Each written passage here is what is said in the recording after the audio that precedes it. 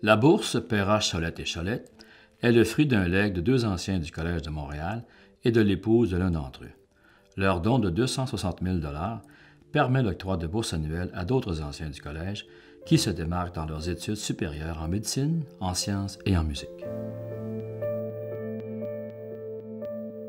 La bourse Perras Cholette origine de 3 médecins. Et il y en a un qui avait un penchant pour la musique et il voulait favoriser la recherche à un niveau assez avancé. Alors en musique, en médecine et en sciences ici au collège. Il voulait qu'on en profite, on en fasse profiter des gens qui ont des aptitudes particulières pour mener des études de niveau supérieur. Je m'appelle Lina Forcier, j'ai un doctorat en épidémiologie. Je suis la mère d'un enfant, Elliot, qui est en 3e secondaire, d'un autre garçon qui a gradué ici en 2010. Mon conjoint s'appelle Jean Poirier, qui a gradué en 1978. Mes deux beaux-frères, Michel et Renaud Poirier, ont gradué en 1969. Donc, une lignée qui est allée tout au collège. Pour moi, c'est important de redonner à la communauté quand on peut.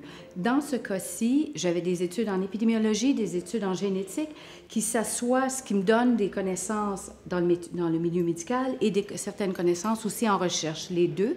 Et la bourse Perras, Cholette et Cholette, les deux domaines, trois des domaines de cette bourse-là, qui est au cœur de cette bourse-là, c'est la médecine et c'est la recherche scientifique.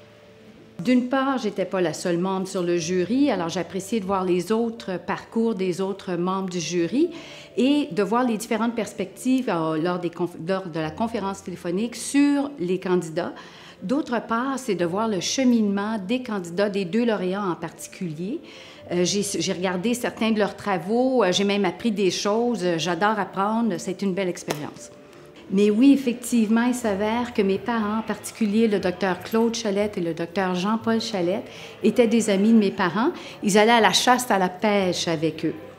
Alors, à mon souvenir, là, il faut comprendre que j'étais jeune enfant ou ado, là, quand je les voyais plus. Puis à mon souvenir, c'est vraiment des gens, ils prenaient le temps de me parler, ils prenaient le temps de me connaître. Déjà, là, maintenant que je le regarde en tant qu'adulte, je réalise que c'était des gens qui se préoccupaient déjà ou qui étaient intéressés déjà aux générations grandissantes. Puis je me souviens des gens qui sont passionnés quand ils parlent de leur profession, puis très fiers de leur parcours. Quand on est au secondaire, puis on se pose la question qu'est-ce qu'on va faire dans la vie, bien, c'est sûr, on se fie sur quelle matière qu'on a aimé et tout, puis tout est parti de la bio dans mon cas. Fait que Mme Dizian, c'est quelqu'un qui était très passionné de son travail, qui a su communiquer cette passion-là, puis moi, ça m'a beaucoup influencé. J'ai adoré mes cours de bio, puis c'est certainement pour ça que je me suis dirigé dans le domaine de la santé. Une fois rendu en médecine, je me souviens d'avoir assisté à un cours donné par un chirurgien. Il me montrait des vidéos de chirurgie. Puis j'ai réalisé que la relation qui existe entre un chirurgien et son patient, c'est vraiment quelque chose que je voulais vivre au quotidien. Recevoir cette bourse est non seulement un honneur pour moi parce qu'elle provient des anciens du Collège de Montréal qui ont souhaité venir en aide aux générations futures, mais elle va surtout m'aider financièrement pour aller me surspécialiser en Australie l'an prochain. En plus de me permettre de me distinguer dans un milieu qui est ultra compétitif pour obtenir d'autres bourses, d'autres stages, des meilleurs stages. Et je suis vraiment reconnaissant au Dr Perras, Cholette et Cholette d'avoir fait ce don à la Fondation du Collège de Montréal. Et en offrant cette bourse, c'est comme s'il continuait à contribuer à la formation de la relève. Je suis très, très contente qu'il ait gagné cette bourse-là. C'est quelque chose là où il est rendu. Il pensait s'en aller en médecine. J'avais vraiment encouragé, je trouvais que c'était vraiment sa place. Après avoir gradué du collège, je suis allé faire mon cégep à Brébeuf.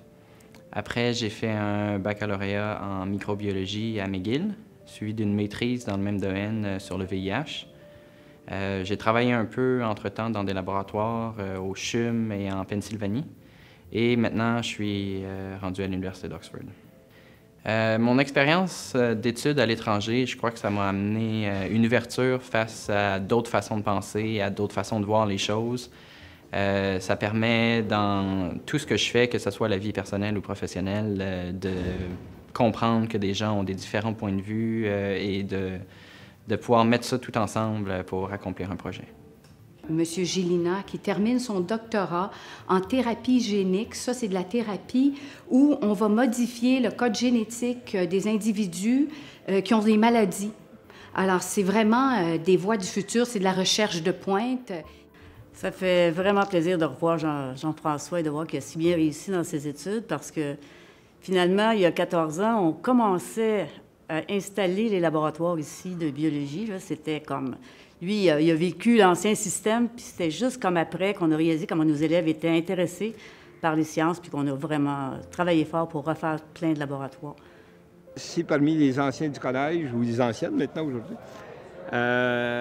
des gens veulent favoriser des études supérieures, et au moins on sera les pionniers de dire, regardez, là, on a ouvert le chemin, regardez comment on a fait et regardez les résultats. Si ça peut servir d'exemple pour d'autres anciens du collège. Laisser sa trace au Collège de Montréal, comme l'ont fait les frères Cholette, et continuer à jouer un rôle dans la communauté grâce à un don, même après son décès, inspirera les prochains donateurs.